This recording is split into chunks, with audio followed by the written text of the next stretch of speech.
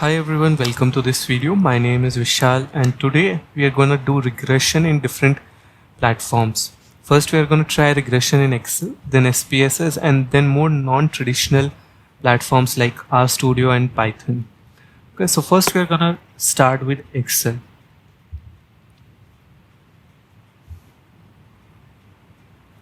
For that we are going to go to data analysis. And we are going to find regression here. We'll do that. Now we just need to put our data. I'll select all of the data that I have. So we have here countries in different geographical zones, and we have their ladder score, which is basically their happiness index score, and their GDP. So we are going to see if there is some relation between happiness index and country's GDP, and if we can predict each other. So we are going to do regression. For that,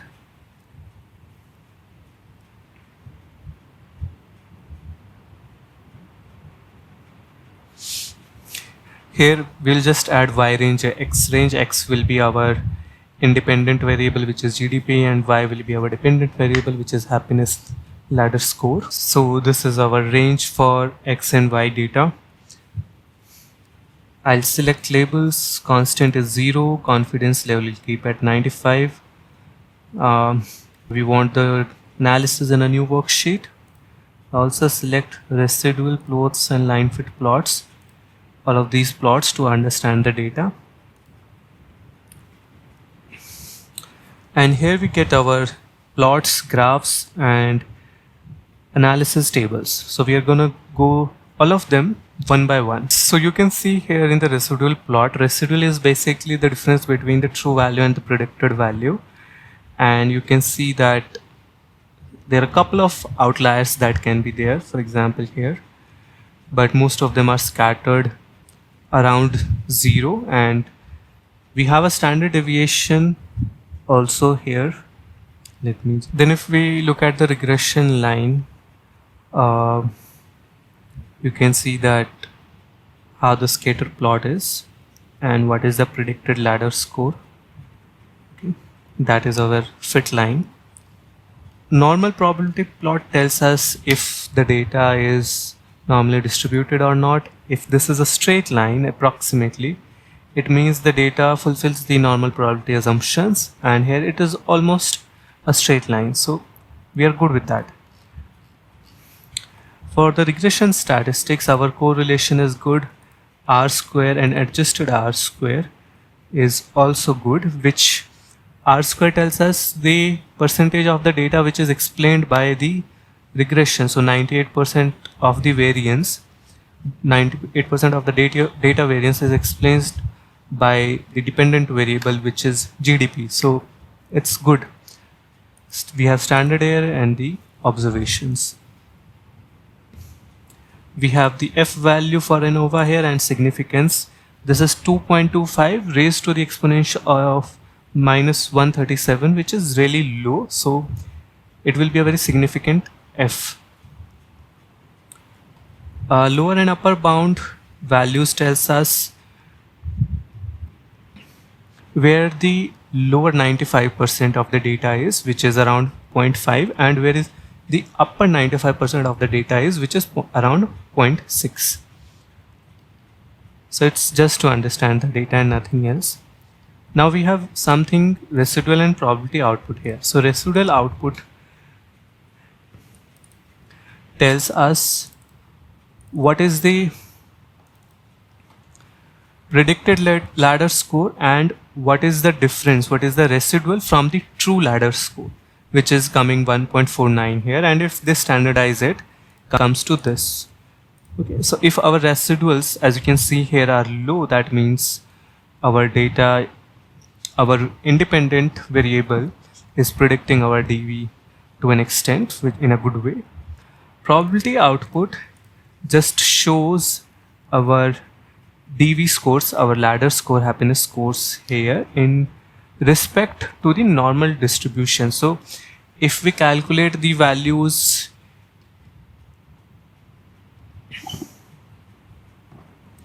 according to the probability distribution and where in which percentile it comes and what is the ladder score. That is what this distribution gives us.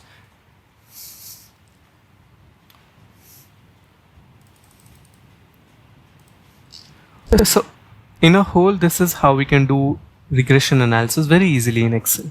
Now we'll go to SPSS. Okay, so we have the data in the SPSS here. We are going to go to Analyze, Regression, Linear Regression.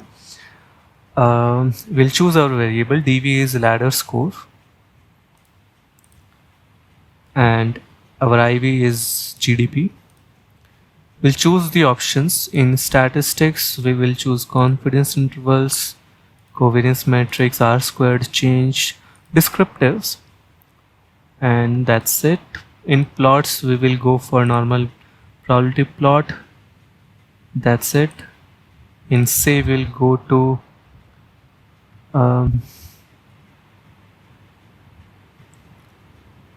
okay, we don't need much of the dimensions here, but let's go predicted values in the form of standardized. Yep, that's it. Options, we will have no. Okay, that's it. We'll go for the analysis, and this is what we get. This is descriptive, standard deviation, and number of datas. Now we go to correlation, which comes to 0.79, which is a good correlation. It comes to 0.8. Variables entered, that's not required. Model summary is important, so our R is 0.79, good. R square is 0.624 again, which is good. That means 62% of the data variance is explained by the independent variable. Okay, F is 243 and significant at a level of less than 0.001, highly significant.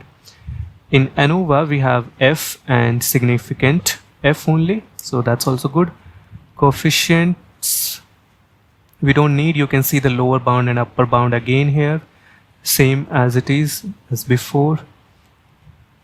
We have t value here, and it is for GDP, and it is significant here at a level of 0.01. And for residual statistics, you can basically look at the predicted value, minimum, maximum, and the standard deviations that are there.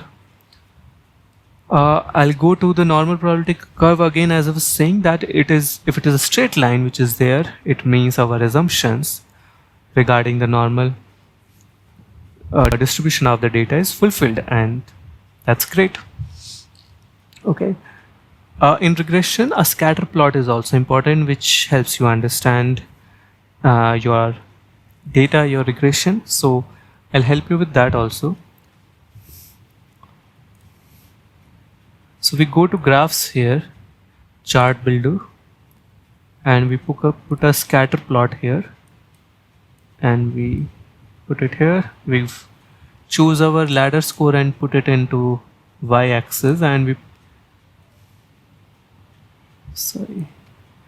into x-axis, y-axis, and GDP into x-axis. Okay, that's it. And we click OK, and we have the regression here. To plot the fit line, we'll click this, okay, and we'll choose fit line, linear fit line. That's okay. All right, close. And this is our fit line here. Okay, this is the scatter plot that we get in regression. All right. So this is the analysis for regression using SPSS for happiness and GDP data. We're going to do the same thing now in RStudio. Okay, so to conduct regression in RStudio, we'll need a lot of code, and I have that here with me already. I'll put this code in the description of the video, or I'll share a copy of the file. You can refer to it, read it, and reuse it for your own purposes and analysis. The first part of the code is to install the libraries and packages that we need. So we'll run it. We'll skip the download process for you because that will be boring. Next, we'll load these downloaded packages. I'll run this part of the code, and it will just load every library. The next part of the code is to load the data, import the data. I'll run that. So our data is imported, which you can see here. If I click on it, you can see the whole data. We'll go back to our code. The next part of the code is to run the regression model on this data, which this code does. If we run it, we get the model. If I click on it, you can see there are coefficient, residuals, effect size, and other values in the model. So all the analysis has been done. All the values of the analysis have been stored in this model. The next part of the code is uses this model values, call out values from these models. Okay. So imagine that you have a container which is called model, where the values of the analysis are, and you can call out your significant value like standard error, t-value, p-value, lower upper bounds from this model, which this part of the code does. If I run it, it gives us this. Okay. To visually represent it, we will run this function, this line of code. So by this code, we get coefficient table, which is this. You can easily use this table like this also, and you can use this grid function to show it like this, which you can always download as an image and use it in your publishing paper. The next part of the code is to again call out other standard values and you represent it visually. So here we use the grid library, if you can see. Next we are going to use cable library, which again represents the values of the analysis in a usable form, which you can publish. Okay.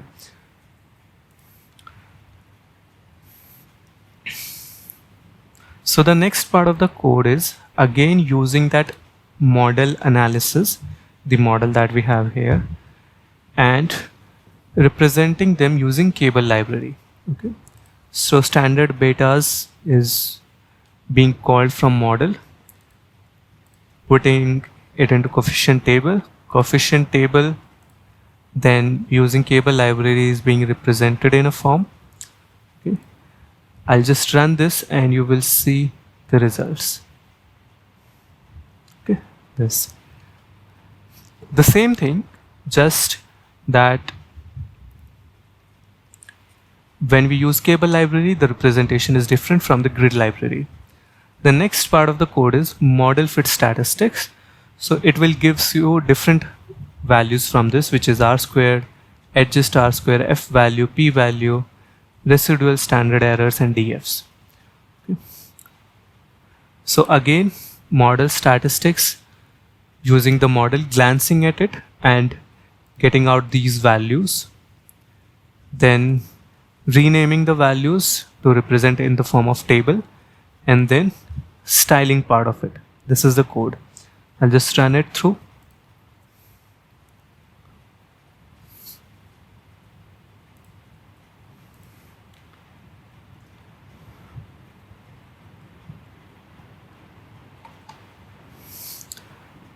So we have the result of the model stats here. If I click on it, we get this value. So we can always use this, or we go to the next part of the code, which is styling, and we get this, a more clean version of the value table.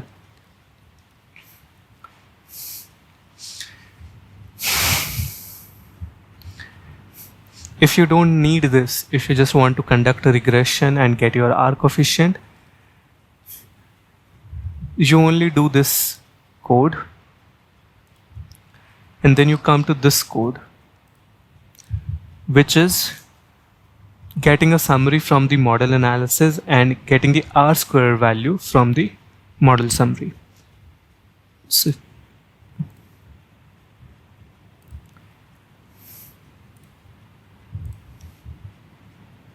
So when I click the model summary, it gives me this. If I click on this, you get this model summary again. But again, you understand this is not representable. I go to the next line of the code and run it. So I get the R squared value.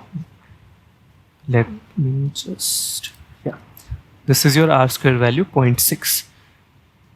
You can call out any individual value, R value, R squared value, F value, P value. It is all stored already in the model data structure that you have, the analysis that you did. Okay, so this is the regression using RStudio.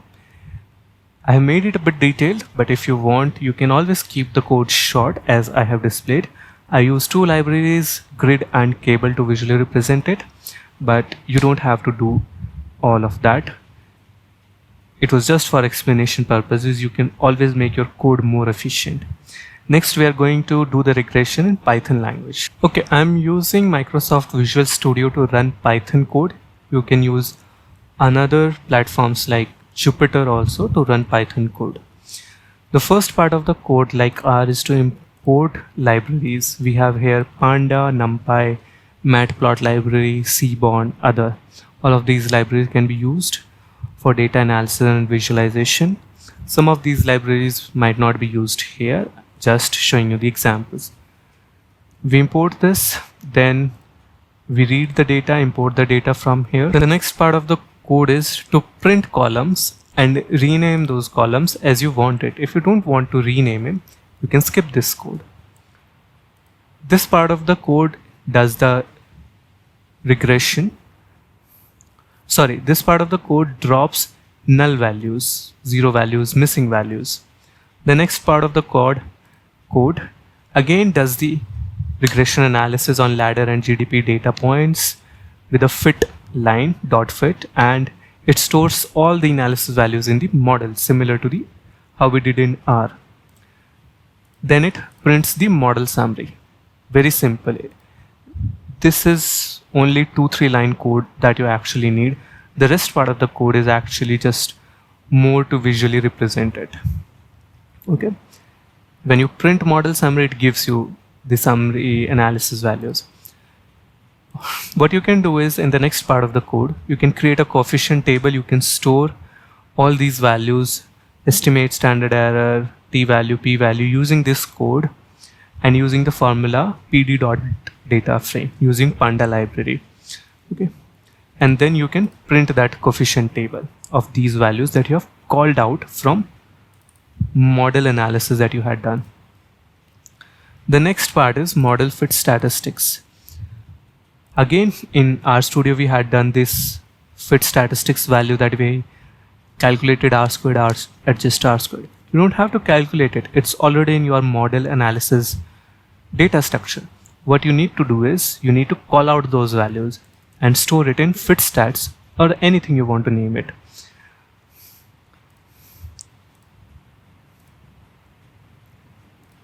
So you use pd.dataframe. Again, you call out these values, store in fit stats, and you then print fit statistics. Okay. Then there are two more lines of code, which is printing cohens f2 and partial eta 2 if you need them. And you are storing them, calling out again from model using data frame, pd.dataframe, storing in effect sizes, printing effect sizes.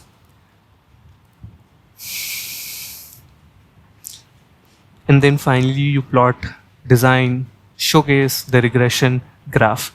So plot.figure sizes, use this function to do the regression plot. You give the title, X label, Y label, and finally show it. And now I'll just run this program. Okay, so this is the output that Python gives you. This is the regression graph, visually great. If the only thing is that if you want to make any changes in this, you will have to code, or you can click here and you can do some designing here. That's the only thing. But if you want to change any labels or etc., you will have to code it. This is the summary table that, let's minimize this. This is the summary table that we have here, regression results. You can use that. Then you have the coefficient table that you created. This is the coefficient table. This is again the model summary. This is coefficient table. This is model fit statistics that you calculated. This is effect sizes. All of the values are significant. Don't have to worry about that. The data is really good here. Yeah, we can ignore this. This is just repeating, and that was sorry. This is the regression graph that we have with a fit line. Okay. So I hope you found this video valuable. You are not a programmer, you are a researcher. You can use this course directly. You don't have to learn coding per se, but having basic knowledge of code and libraries and functions is important. I have shown you detailed codes, but you can make your codes efficient. I have shown you that even in Python with just 2-3 lines of code, you can do the regression and get the model summary and the graph. You don't have to write these big codes. Don't worry about it. Also, I'm gonna share the code in the description of the video. You can download it and go through it yourself in detail. You can also copy paste the code and use for your analysis. You will just have to change the file location. So wherever you are importing your data, you'll have to just change the address of the data. Okay, the path of the file you'll have to update, and you can run this code directly. You can download it from the description of the video.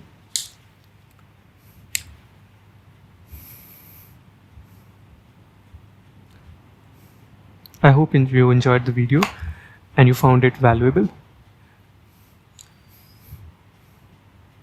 Please provide your suggestions in the comments or what you want in the next video. Thank you so much. Have a good day.